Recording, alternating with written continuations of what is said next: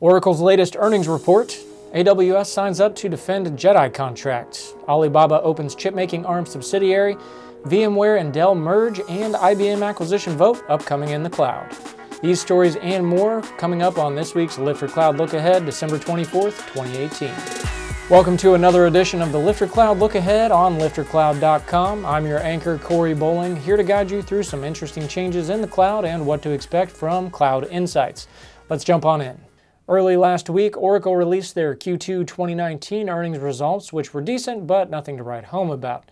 The biggest achievement for the company in cloud was that gross margins were stable at 86%, while still investing to build out second-generation Oracle Cloud Infrastructure, or OCI. That 86% accounts for overall cloud services and support. They do not provide a breakdown. The company's SaaS business grew in the ballpark of 20%. Oracle is neither the fastest nor the largest cloud provider, but most companies would not consider exiting or de-emphasizing a growing business with 86% gross margins. During the earnings call, Larry Ellison, co-founder and chief technology officer of Oracle, said that with the company's latest autonomous database and OCI Gen 2, quote, "We expect not only to hold on to our 50% database market share, we expect to increase it." Ellison went on to say Oracle Database will drive Oracle's IaaS business. It will be around 50% of that business and maybe more. An unsurprising move, AWS has signed up to defend the JEDI cloud contract alongside the U.S. government. It has only been a little more than a week since Oracle filed their lawsuit against the U.S. government and its contract, citing that the JEDI RFP process unfairly favored Amazon in its single vendor decision, which won't be reached until April of next year. Oracle says the decision violates federal procurement rules and that two members of the JEDI team had a conflict of interest due to previous business affiliations with AWS. Amazon filed paperwork to join the case, stating that because of claims being made by Oracle, it had direct stake in the outcome. Amazon's attorneys stated in a motion to intervene, quote, "Oracle's complaint specifically alleges conflicts of interest involving AWS. Thus, AWS has direct and substantial economic interests at stake in the case, and its disposition clearly could impair those interests." The motion was approved by the United States Court of Federal Claims the same day.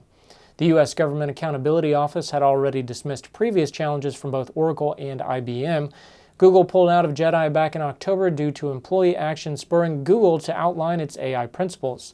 Microsoft opted to stay in the JEDI bidding process despite similar pressure from its employees.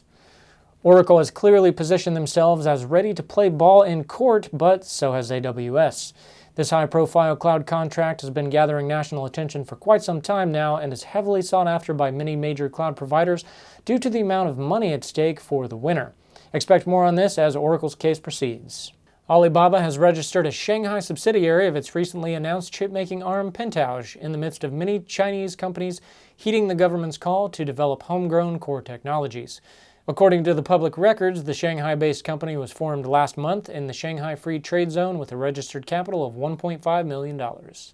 Records show that the company is entirely owned by Alibaba's Demo Academy, the company's research and development unit that was launched in 2017 for developing leading technologies, including AI and quantum computing, over the course of 3 years. Liftr Insights principal analyst Paul Teich has been predicting moves like this one by Alibaba for a while now.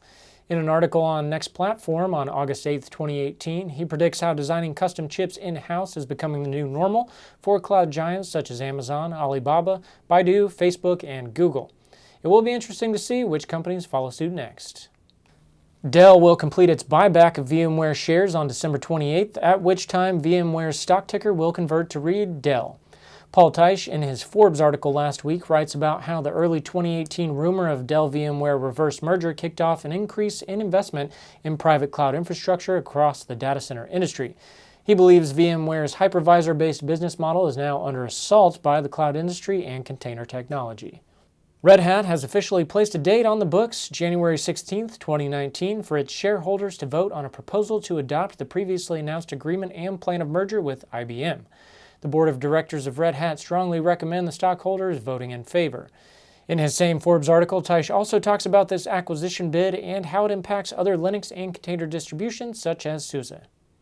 There are a couple of key things Liftr Insights expects to happen as the year ends and the new year begins. We expect things in the cloud economy to continue to be very stable, aside possibly from Boxing Day, where high volumes of online retail transactions may cause outages.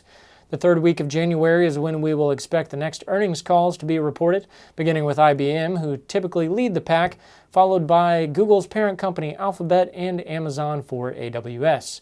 January is a quiet month for cloud events, but an exciting month for Liftr Cloud Insights. Our analysts will be finalizing the first full year of data. The Liftr team will be enjoying our holiday next week, so our next installment will be available Monday, January 7th. Have a relaxing and safe holiday season, and we'll see you in the new year. That's a wrap for this week's Liftr Cloud Look Ahead. Has your business made major strides using cloud? We want to hear from you. Email us at ideas@liftrcloud.com.